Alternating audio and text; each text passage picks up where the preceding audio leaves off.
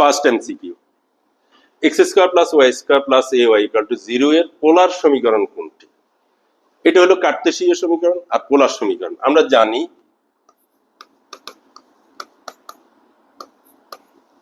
কার্তেশীয় আর পোলারের সম্পর্ক, যেহেতু এমসিকিউ আমরা জাস্ট সম্পর্কটা জেনে ম্যাথ করে ফেলবো। আর কি জানি, y equal to r sine theta, x equal to r cos theta. এই সম্পর্কগুলো জানলে মোটামুটি করা যাবে। আচ্ছা, x square plus y square plus a equal to 0 এর পোলার সমীকরণ কোনটা? আচ্ছা দেখো তো, এখান থেকে লিখি আমরা x square plus y square জায়গায় লিখবো কি r square plus a y, এই জায়গার মান বসাইছি এটা আর স্কোয়ার, আর a y plus a y এর জায়গায় কি লিখবো আর সাইন থিটা ইকুয়াল 0। সব জায়গায় আর আছে না, আর দিয়া ভাগ করে দাও, দেখো তো সঠিক উত্তরটা আছে কিনা, সঠিক উত্তরটা আছে কিনা আর প্লাস এই সাইন থিটা। তোমরা খেয়াল করেছো, তুমি যদি সূত্রটা জানো তাহলে মুখে মুখেই করা যাবে এবং 2-3 সেকেন্ডেই হবে। ওকে,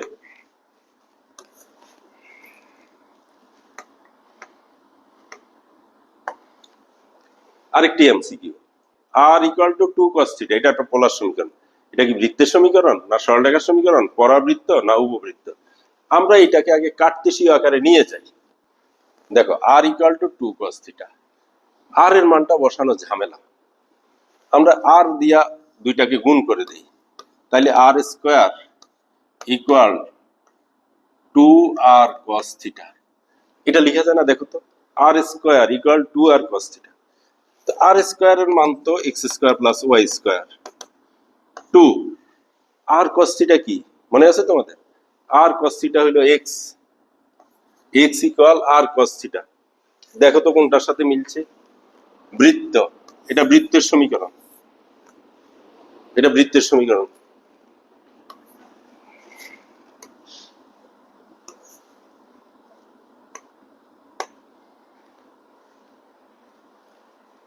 আর square equal to 2 r sine theta equal to 3, বৃত্তটির কেন্দ্র। আচ্ছা, এটাকে আগে আমরা কার্তেশীয় আকৃতিতে নিয়ে যাই। কার্তেশীয় আকৃতি, আর স্কোয়ারের মান কত? X square plus y square, মানে আর স্কোয়ারের জায়গায় লেখা যায় x square plus y square plus 2 r sine theta, কি আর সাইন থিটা হইলো ওয়াই, আর সাইন থিটা হইলো ওয়াই, এই যে এটা সূত্র লিখে দিয়েছি আমি, ইকুয়াল টু 3। তাহলে x square plus y square, এখানে এক্স এর পার্ট নাই, লিখে দিলাম 0।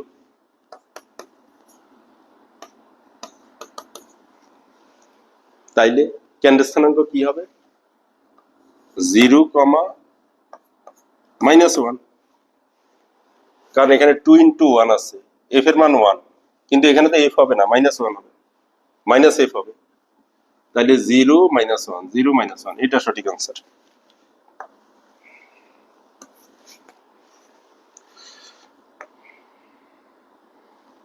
পোলার স্থানাঙ্কে r square minus 2 r sine theta equal to 3 একটি বৃত্তের সমীকরণ, বৃত্তটির ব্যাসার্ধ কত? আমরা আগে কার্তেশীয়তে নিয়ে যাই, কারণ কার্তেশীয়তে না নিলে কত একক এটা বোঝা যাবে না। আর স্কোয়ার কি x square plus y square minus 2 r sine theta y -3 equal to 0। আচ্ছা, আরেকটু সাজিয়ে লিখি, 0 এক্স এর পার্ট 0, তাহলে ব্যাসার্ধ কি হবে? 0 স্কোয়ার -1 স্কোয়ার মাইনাস সি মানে -3 প্লাস 3 হয়ে গেছে, এটা 1 এটা 3, তাহলে 4 ইকুয়াল টু 2। এই যে আনসার, এটা কয়েক সেকেন্ডের ব্যাপার। আচ্ছা, এই জাতীয় আসলে যেন সাথে সাথে আমরা আনসার করতে পারি এবং যেন ভুল না হয়। দেখো শিখে নাও, এই বৃত্তটার কেন্দ্র কোনটা? প্রথম আমি একটু লং মেথড দেখাই, এরপর শর্টকাট। আগে লং মেথডটা। আমরা জানি বৃত্তের সমীকরণের স্ট্যান্ডার্ড আকৃতি হলো এক্স স্কোয়ার ওয়াই স্কোয়ার দুইটারই সহগ 1 হওয়া লাগবে, নাইলে আমরা ধরতে পারি না। তো 1 বানানোর জন্য কি করবো, আমরা 3 দিয়ে ভাগ করে দেব, সবগুলোকে 3 দিয়ে ভাগ, এইটাকে 3 দিয়ে ভাগ, এটাকে 3 দিয়ে ভাগ, এটাকে 3 দিয়ে ভাগ, আমি 3 দিয়ে ভাগ করে দিলাম।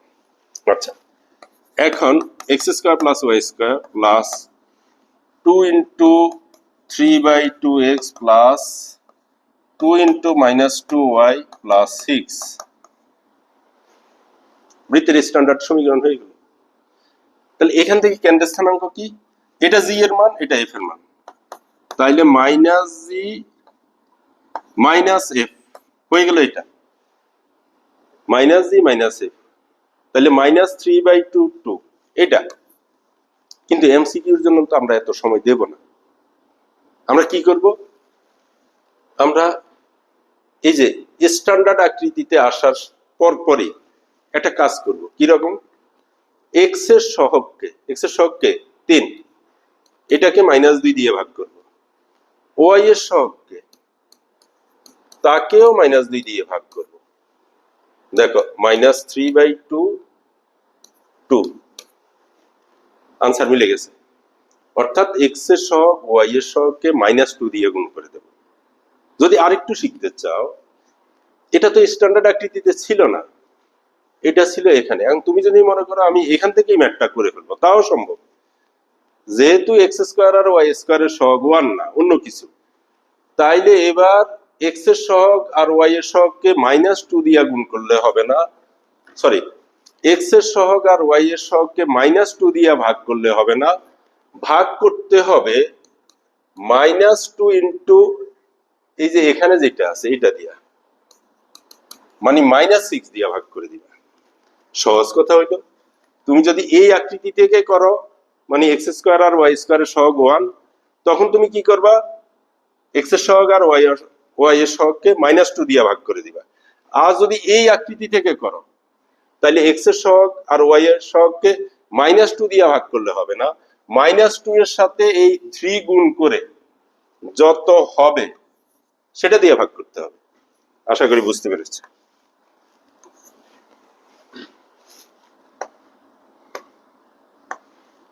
আচ্ছা, 3-4 কেন্দ্র বিশিষ্ট একটি বৃত্ত এক্স অক্ষকে স্পর্শ করলে উহার ব্যাসার্ধ কত? যাদের ফর্মুলা মুখস্থ আছে তারা জানো, এটার ব্যাসার্ধ হইল 4। আমি আরেকবার বুঝিয়ে দেই, হয়তো সূত্র মনে নেই। এই দেখো,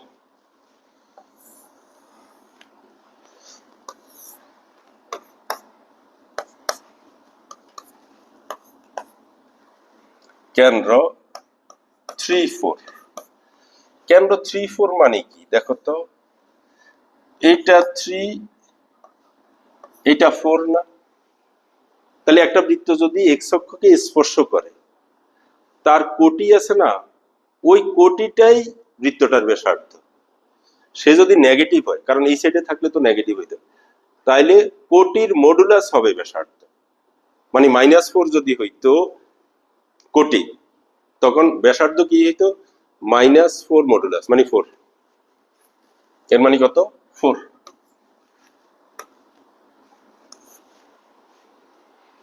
-7-8 কেন্দ্র বিশিষ্ট বৃত্ত ওয়াই অক্ষকে স্পর্শ করলে বৃত্তটির ব্যাস কত? খেয়াল রাখতে হবে, এখানে ব্যাসার্ধ চাই নাই, ব্যাস চাইছে। আচ্ছা, আগে যে অঙ্কটা করছি ওইটার সাথে তুলনা করলে, যদি তুমি সূত্র মুখস্থ রাখো, ওয়াই অক্ষকে যদি স্পর্শ করে, তাইলে ভুজের মডুলাস, এই যে ভুজ প্রথমটা, ভুজের মডুলাস হইল ব্যাসার্ধ। ব্যাসার্ধ কিন্তু চাওয়া হয়েছে কি, ব্যাস, তাহলে 14, ব্যাস হইল 14।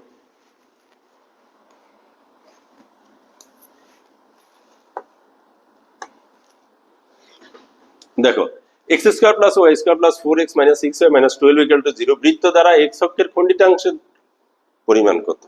আচ্ছা, ফর্মুলাটা হইল এটা হইল ফর্মুলা, এক্স অক্ষের খণ্ডিতাংশের। তোমরা শিখেছো কিন্তু। তাহলে জি এর মান আর সি এর মান লাগবে। বৃত্তের কেন্দ্র, এখানে আমি একটা জিনিস ব্যাখ্যা করি কারণ তোমাদের ভুল হতে পারে। যদি এই বৃত্তটার কেন্দ্র বের করতে বলে তাহলে কেন্দ্র হবে, যদি কেন্দ্র বের করতে বলে আমি কেন্দ্র লিখে দিই, যদি কেন্দ্র বের করতে হবে তাহলে 4/-2 -6/-2 এর মানে কত? -2 3, এর মানে -2 3, এটা কিন্তু কেন্দ্র। কিন্তু যদি জি আর এফ এর মানের প্রয়োজন হয় তখন মাইনাস দিয়া ভাগ হবে না, তখন হবে 4/2 হইল জি এর মান, 4/2 -2 দিয়ে ভাগ হবে না, 2 দিয়ে ভাগ হবে। আর এফ এর মান কি? -3, এর মানে জি এর মান আর এফ এর মান এটা। আর সি এর মান কত? 12, -12। এইভাবে আমরা মানগুলা বের করে ফেলবো। এটা কিন্তু কেন্দ্রের স্থানাঙ্ক, এটা জি এর মান আর এফ এর মান না, এটা মাইনাস জি এর মান মাইনাস এফ এর মান, আর জি এর মান আর এফ এর মান হইলো এটা, যে উল্টাটা। তো আমরা এখানে যদি বসিয়ে দিই 2 জি স্কয়ার মানে এটার স্কয়ার কত 4 মাইনাস সি তাহলে কত +12 তাহলে 2 ইন্টু 4 মানে কত 8, এটা আনসার।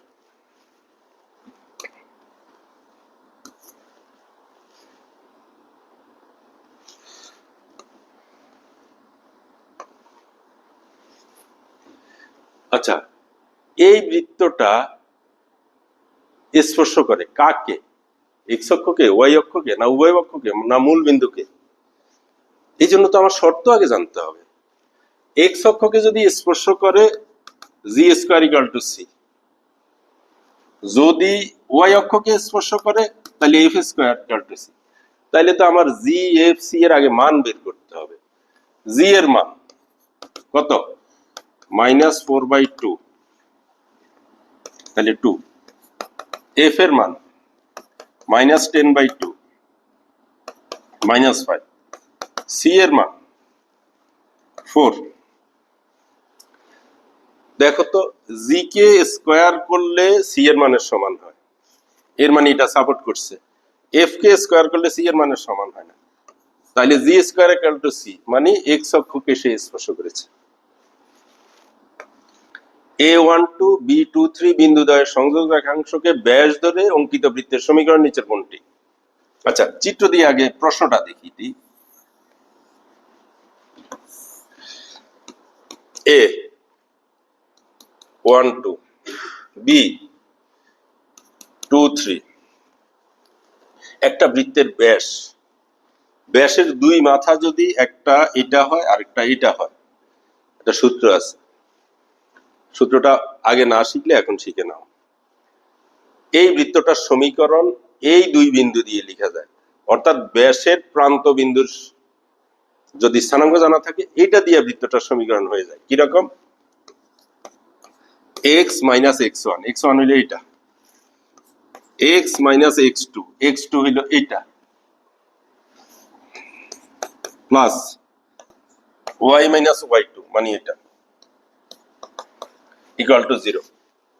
এই দুইটাকে যদি আমি গুণ করি, x square -2x - x plus 2 y square -3y - 2y plus 6, finally কি পাইলাম? x square plus y square -3x -5y plus 8 equal 0। মিলে x square plus y square -3x -5y। First one. বিন্দু বৃত্তের সমীকরণ কোনটি? বিন্দু বৃত্ত কি আগে ওটা জানতে হবে। বিন্দু বৃত্ত কি? যেই বৃত্তের ব্যাসার্ধ শূন্য তাকে বলে বিন্দু বৃত্ত, যেই বৃত্তের ব্যাসার্ধ শূন্য তাকে বলে বিন্দু বৃত্ত। এখানে কোন বৃত্তটার ব্যাসার্ধ শূন্য ওইটা আমাদের টেস্ট করতে হবে। ব্যাসার্ধের সূত্র হইল g square plus f square minus c. এখন আমরা প্রত্যেকটার ব্যাসার্ধ বের করে দেখব কোনটার ব্যাসার্ধ 0, কিন্তু এমসিকিউতে তো এত সময় পাওয়া যাবে না, কিছু টেকনিক করতে হবে, কিছু মাথা খাটাতে হবে। কি রকম দেখো, জিএফসি, খেয়াল করো, জি এর মান এখান থেকে আমি একটা দিয়া টেস্ট করি, দেখো তাহলে বুঝতে সুবিধা হবে।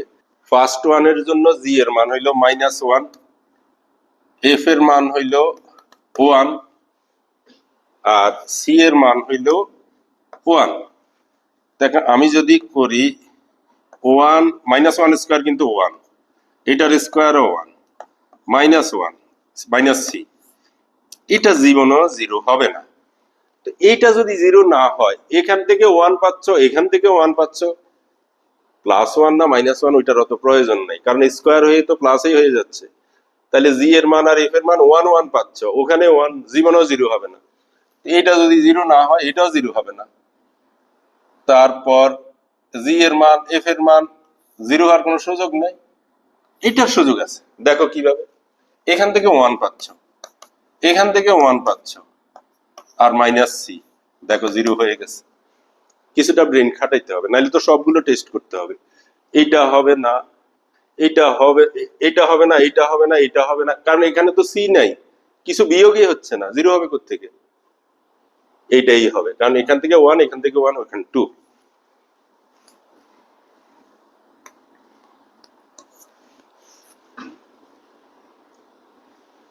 -2 3 বিন্দুতে কেন্দ্র এবং ওয়াই অক্ষকে স্পর্শ করে। -2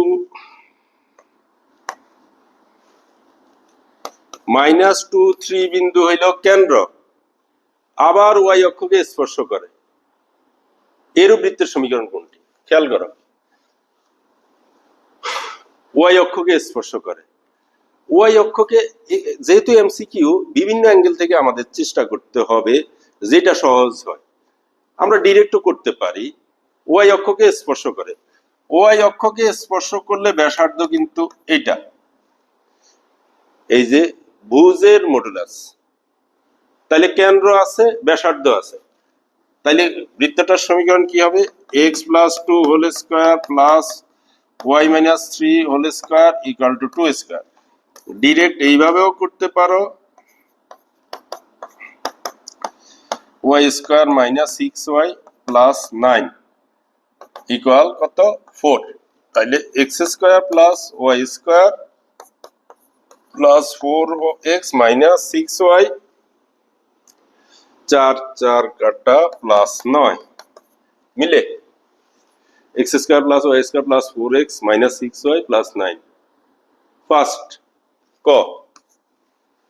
আবার তুমি আরেকটা কাজ করতে পারো, সেটা হইলো যেহেতু y অক্ষকে স্পর্শ করে, তাহলে f square equal two c।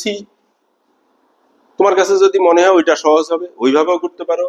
এখানকার f এর f কত আর c কত, যদি এটা সাপোর্ট করে তাহলে ওইটা, এইভাবে টেস্ট করে করে যাবে, যেটা তোমার কাছে সহজ হয়। আর রিস্ক না নিলে এইটাই সহজ, দ্রুত হয়ে যাবে।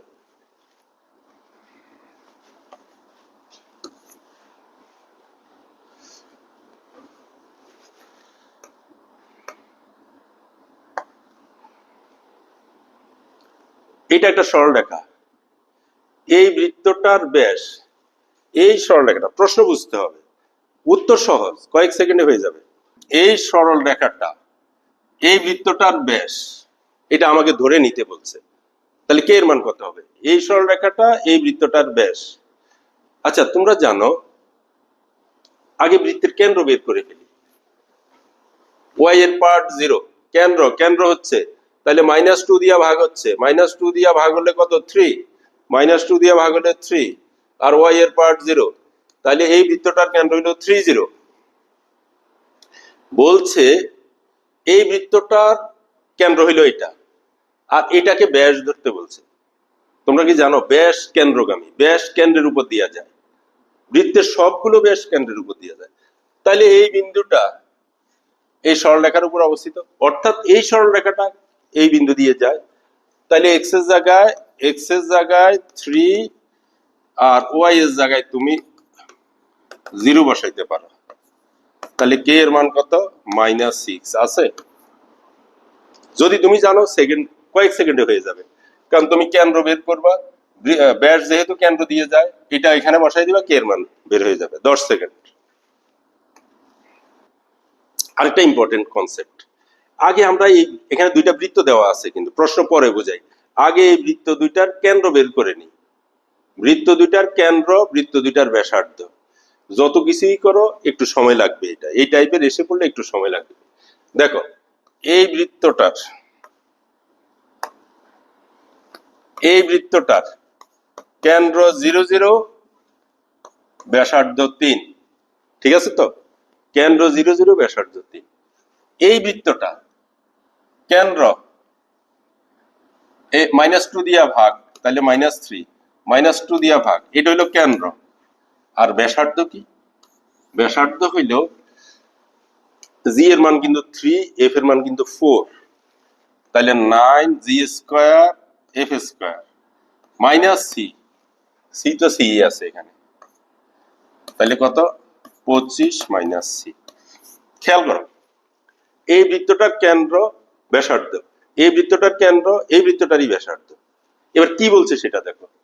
দুইটি বৃত্ত পরস্পরকে বহিস্থ ভাবে স্পর্শ করলে, দেখো দুইটা বৃত্ত